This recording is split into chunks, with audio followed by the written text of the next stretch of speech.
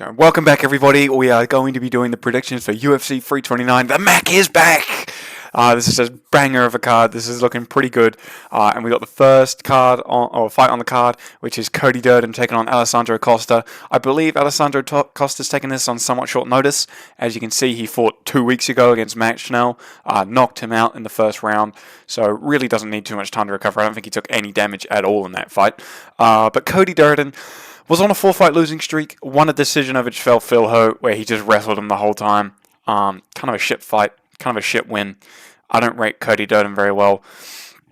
And Alessandro Costa, man, 2-fight win streak, Matt Schnell, Stuart Nickel. He's looked good, he's looked dangerous, he's lost a couple. He lost to Alden Correa and Steve Erceg.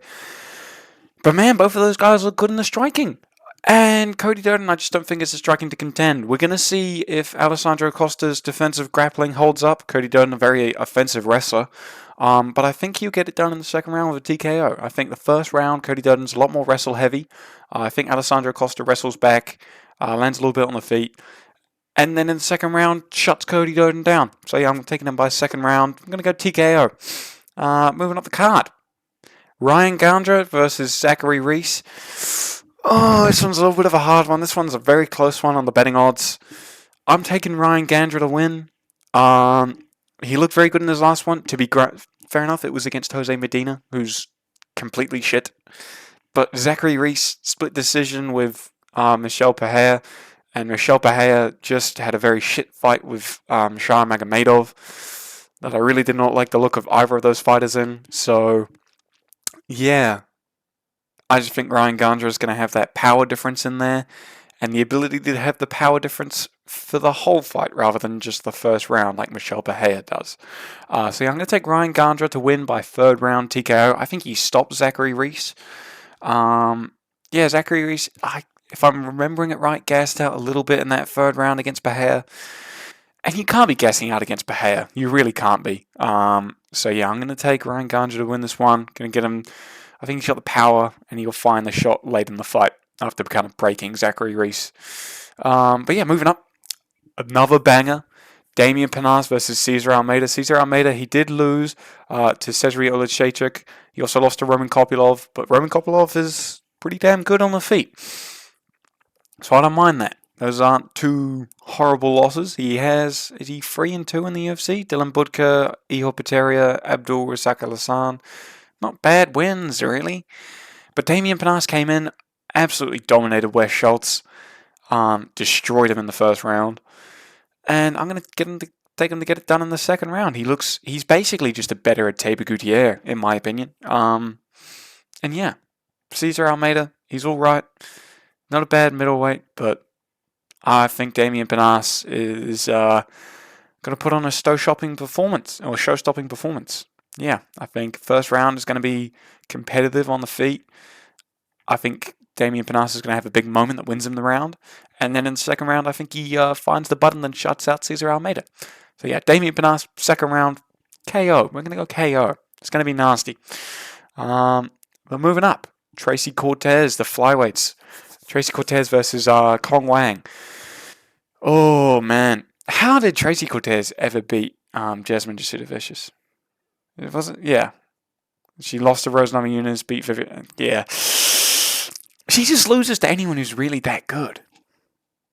Oh, fuck. Jasmine Jasudavicius is not Verna Jandarova. Fuck. Oh, my bad. Whoops. I was thinking of the wrong one. But yeah, Kong Wang, I really like the look of her counter grappling against Eduarda Mora. She did well in that fight to stay safe. Was put in a very bad rear naked choke, but survived it. Why have I got Wang by submission? No, Wang by KO. In third round. Tracy Cortez, just, in my opinion, she's alright, but not against the higher level flyweights. So, yeah, I'm going to take the Joker to win this one. I think she's very entertaining. I like her style. Very good striking. I think she keeps it on the feet and beats up Tracy Cortez. I think she probably knocks out one of her eyelashes. Just like she didn't, or just like someone did in her last fight. Was it her last fight against Blanchfield that she lost her eyelash? I think so.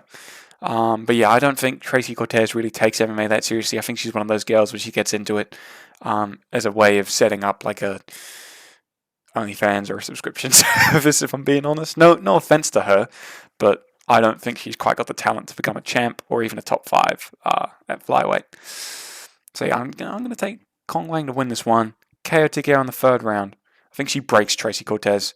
But anyways, moving up the card, Kai Kamaka III taking on Luke Riley. Kai Kamaka won his last one against Dakota Hope. Split decision, very entertaining fight. I think Kai Kamaka wins the second and 3rd round. Looked alright in that fight. He was in the UFC before, won some, lost some. I think he lost more than he won. And got cut, went to PFL, I believe. But now he's back in the UFC. Taking on Luke Riley, who's undefeated. Luke Riley, Michael Aswell Jr. was his last fight. Yes, Michael Aswell Jr. That was kind of a close decision. He lost the 1st round, won the 2nd and 3rd, which I don't mind because Michael Aswell Jr. very fast in the 1st round. 2nd and 3rd round, he definitely slows down. Luke Riley's not going to be able to take advantage of that against Kai Kamaka III. He does push the pace. I think he can win the 1st and 2nd round. I think the 3rd round is going to be close. I don't think Luke Riley's going to put him out. I think it's pretty hard to put out Kai Kamaka. Yeah, his only recent loss is a decision that was split. Yeah, so I'm going to take Luke Riley to win a decision here. I'm going to go 29-28. Wins the 1st and 2nd round. 3rd round is close, and Kai Kamaka probably wins that one. But anyways, moving up the card. Cody Garbrandt taking on Adrian Yanez. I've got to go with Adrian Yanez. His last fight should not have been a fucking draw against Ricky Simone. That was so stupid. That was awful decision or reffing, judging. Sorry, and Cody Garbrandt's also coming off a robbery that he won against Long Zhao. He got fouled a lot, and don't get me wrong, but it should have been a draw. He lost 2 rounds. He didn't throw any strikes really in the 2nd round, other than that one crazy flying knee after he got kicked in the nuts, and then threw nothing. I'm taking Adrian Yanez. He looked smooth against Ricky Simone. He looked very good on the feet. Nearly finished him in the 3rd round. Arguably could have finished him in the 3rd round. Cody Garbrandt doesn't throw much, and if he does, he brawls, and he's going to get caught by Yanez and sat down. Yanez rebounded heavily after his loss to Daniel Marcos, and he should have won that Ricky Simone fight. I think he should win. I think he will win this fight against Cody Garbrandt. I think he puts him out in the 3rd round. KO, bad KO, in the pocket. Cody Garbrandt gets too aggressive like he usually does, and gets slept out. Yeah, Cody Garbrandt's at that point in his career. He's looking for a slime out on himself. It's sad, but it's going to happen. And Adrian Yanez looks very good on the feet. I'm very eager to take Adrian Yanez here. He is the heavy favourite for a fucking reason. And if he wins this one, I think the UFC are going to treat him like he's on a 2-fight win streak, and he's going to get a matchup that's going to get him, if he wins, a top 15 shot. But yeah, anyways, moving up, Gable Steveson taking on Alicia Ellison. If you are not taking Steveson by something in the 1st round, you are so fucking dumb. Alicia Ellison is a 5-2 heavyweight. He lost to Brando Pericic. He really hasn't beaten anyone good. Gable Steveson also hasn't really, but he's the fucking wrestler. He's insane. 3-0. Training with John Jones, that's very good, in my opinion. John Jones, I don't respect him, but his fight IQ is pretty fucking incredible. And that's really going to help Gable Steveson. And Gable Steveson has the fucking physique. He has the wrestling background. He is a fucking monster. And Alicia Ellison doesn't really have any skills to deal with him. Gable Steveson is going to get fast-tracked to a top 15 spot. Honestly, you could give him... I would say if you wanted to give him an easy shot into the top 15, you could have just given him a Tyrell Fortune. But if he wins this one, I think they give him one more, and then maybe against like a Vitor Petrino, maybe not. They want to safeguard him. Vitor Petrino could be risky. But he did get subbed by, who was it? Anthony Smith. So maybe they give him Vitor Petrino. But yeah, I think he rolls past Alicia Ellison. He's a minus 3,300 favorite. It's insane. If he loses this one, he is never, ever going to recover. Yeah, you can't lose when you're a minus 3,300. Yeah, I think he wins this one. I think he wins another one, and then they give him a top 15 guy. They're fast-tracking this dude. Robert Whittaker, this is the final fight in the prelims? Yes, sir. Robert Whittaker moving up to light heavyweight to take on Nikita Krylov. I'm going to take him to win a decision. Nikita Krylov coming off of his win against Modestas Bukauskas. But that was one of those fights where Modestas never got out of first gear. And Nikita Krylov is a tricky customer. He is very, very tricky to figure out. He's got a very odd style. Robert Whittaker has lost pretty convincingly in his last two fights against Hamzat and Derrida wasn't very convincing. It was a split. But I don't think Krylov has the grappling to become crafty enough to edge out a decision over Whittaker like RDR did. Because RDR really mixed in that grappling in order to win that one. His goofy striking and that grappling helped him a lot. Krylov, I don't think, has the grappling to pull it off. I think Whittaker's going to be a lot stronger at light heavyweight. There's even potential for him to rock Krylov here. I don't think he's going to finish because he's not a finisher, really. But yeah, I think he wins a pretty convincing 29-28 decision over Krylov. I think Krylov is crafty enough to win a round here or there. But yeah, I'm going to say Whittaker gets this done and immediately gets into the rankings at light heavyweight, and then they make the Paulo Costa matchup. just kidding. I don't want to see that fight. Oh, that fight again could be fun. But yeah, King Green versus Terrence McKinney, the opener for the main card. This is a crafty main card opener by the UFC. Quick little hydration break. King Green on a 3-fight win streak. Yeah, Lance Gibson Jr., Zell Huber, and Jeremy Stephens. Jeremy Stephens is a win I don't rate at all. Zell Hooper's an alright win, but Zell Hooper's kind of been fraud checked at this point. And Lance Gibson Jr. was alright. He beat Chase Hooper pretty convincingly. Oh yeah, he TKO'd him in the first round pretty convincingly.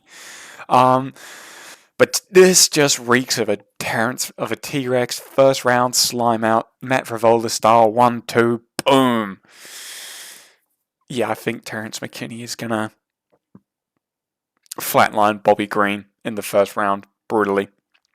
Coming off of his win to Carl Nelson, was doing pretty alright before his loss to Chris Duncan. Terrence McKinney, T-Rex, is going to come out. He is going to spaz his way to a first round KO. It is going to be nasty.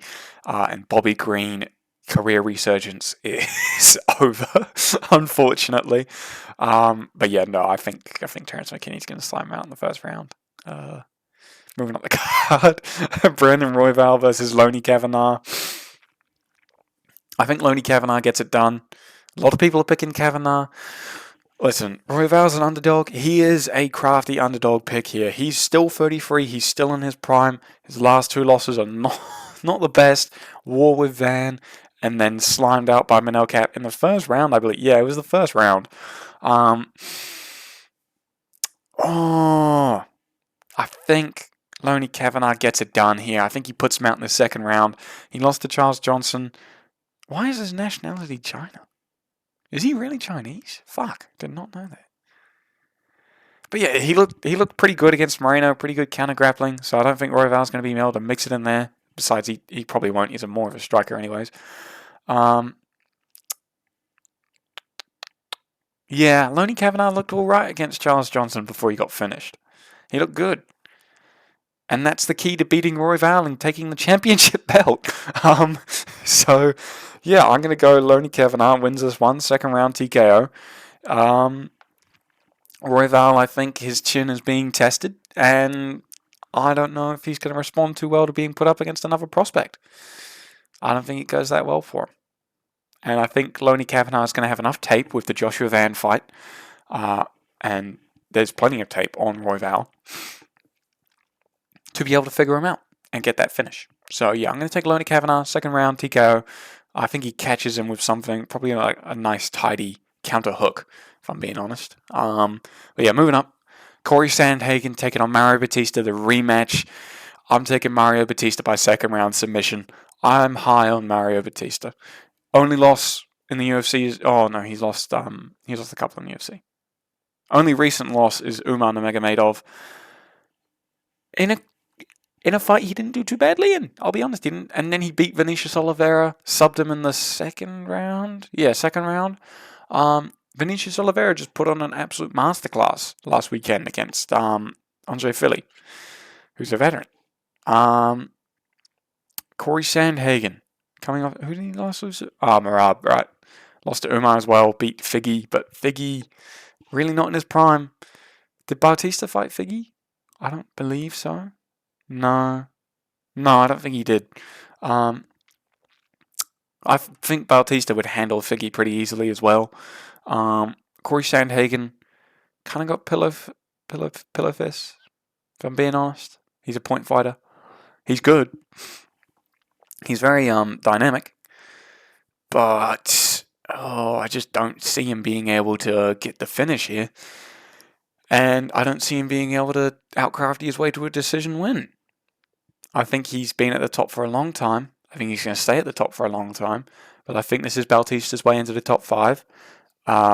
And his way into a rematch with Umar if Umar doesn't get the next title shot after fighting Song. I think Bautista should get the winner of Song versus Umar if they don't get a title shot. But yeah, Bautista. By second round submission, I think he gets a rear naked choke. I think he just mixes it up well in this fight and takes Corey down probably quite a bit, I imagine. That was probably the way he's going to see himself winning this. And yeah, he is the slight underdog. He did lose. He is lower ranked. But I rate Bautista pretty highly, man. And I think he can get this one done. I think he can get it done. BSD versus Paddy Pimblett, the co-main event. This is a banger fight at lightweight. BSD is top 5. Yeah, he's number 5 in the UFC. Paddy's number 6 officially. I think BSD is going to get this one done. Third round TKO. I know Scousers don't get knocked out. That was a horrible accent. I apologize. But Justin Gaethje is not the best at finishing people on the ground, is he? Apart from that knee he landed on Ilya, he didn't try and do that against Paddy. He just held him in that north-south position and landed. They were decent shots, but they weren't going to finish him. BSD has finishing ability on the ground, and he has the potential to hurt people on the feet. And Paddy Pimblett gives up top control so often. He just allows himself to be on the back. And you can't have someone like BSD on top of you and just hope you can find a submission win. He's on a 4-fight win streak for a reason. Looked pretty damn good against Dan Hooker, who I think would have a competitive fight against Paddy. And yeah, just Paddy is an odd one because he's good, but he surrenders top position too much. His wrestling is complete shite. BSD has much better wrestling. I think he can control them in those wrestling positions. I think he can get them out. I think he can avoid any danger in Paddy's guard. He hasn't been subbed in his career. And he went up against Moicano. Moicano did hurt him on the feet because he got reckless. Finished him. Very good win by Moicano. But Moicano didn't get anything on the ground on him. I think Moicano is more of a submission threat than Paddy is. If I'm being honest, because Moicano is more aggressive with the submissions. He's able to get them when he's not just on his back. He's able to get them, Paddy is an opportunist. And I don't think he's going to get an opportunity against BSD. I think BSD is going to stay pretty damn safe. And I think he is going to finish this fight with some ground and pound in the third round. Because while Scousers don't get knocked out, they do get TKO'd if the ref decides they've had enough. And Paddy is definitely going to have enough. I think BSD wins this one. I think he looks for the Ilya fight and then a title shot. But yeah, Paddy, it's unfortunate, kind of got to the position in the UFC where he is off of beating Michael Chandler and the corpse of Tony Ferguson. Well, the corpse of Michael Chandler as well. But yeah, I don't think Paddy is really even a top 10 lightweight. So yeah, BSD is going to win this one. I think it's going to be bad. Yeah, I don't think it's going to be a good one for Paddy. The main event. The Mac is back. Oh, I don't know if I can do this. I'm taking Conor McGregor by second round TKO over Max Holloway. Oh man, this is a hard one to do. Max Holloway is great. I love him, but Max Holloway doesn't have power at lightweight.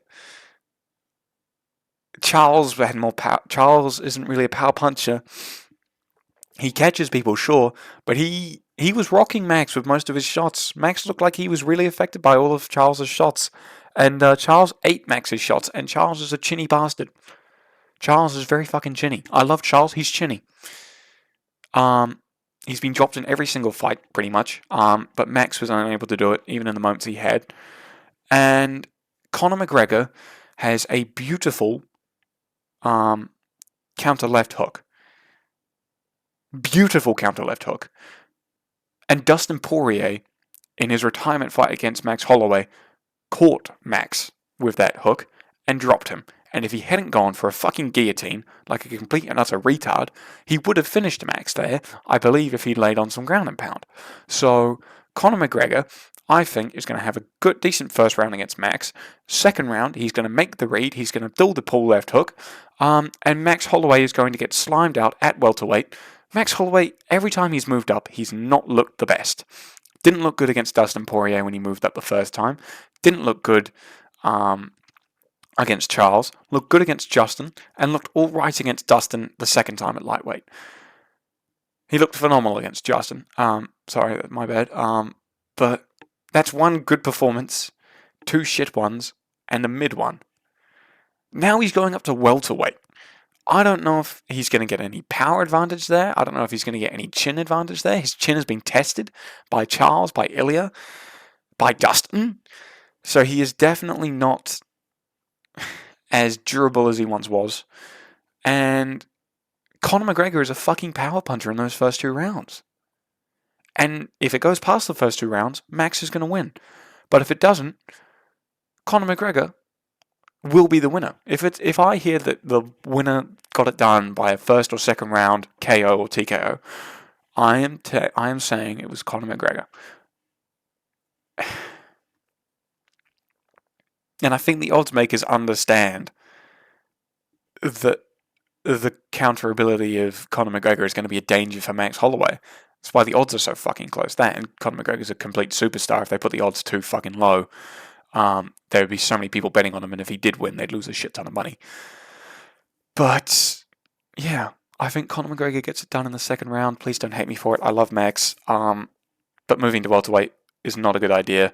And he's been caught in his last few fights, and Conor McGregor is going to catch him. I just believe that. So yeah, I'm taking Conor McGregor second round TKO. Thank you for watching. If you got all the way, make sure you like, drop a comment, let me know who you're taking. Let me know if I'm a complete fuckwit for my picks. And yeah, thank you. See you in the next one. Bye bye.